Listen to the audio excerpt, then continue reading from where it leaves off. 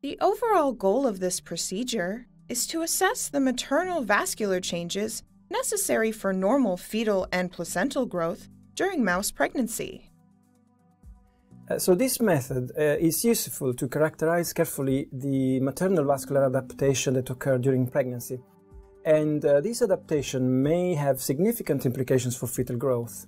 The main advantage of this technique is that it provides a robust and reproducible stereological readout, which can be validated by visualizing residual vascular smooth muscle actin by immunohistochemistry. Visual demonstration of this method is critical, as the correct preparation and orientation of the uterine tissue, which changes markedly throughout gestation, are key to the success of this procedure.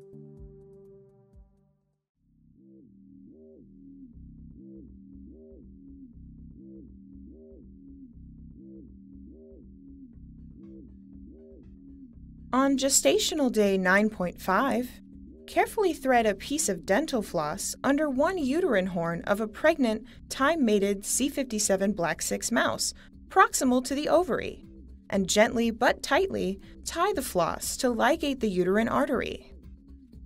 Repeat the ligation under the other horn and around the cervix to prevent the arteries from collapsing. Then, quickly excise the entire uterus distally to the 3 ligation points at the tip of the horns and the cervix. Position the uterus on a piece of polystyrene with both uterine horns aligned along the same long axis in opposite directions from the cervix. Then, gently stretch the tissue using 2 to 3 25-gauge needles to pin it into place.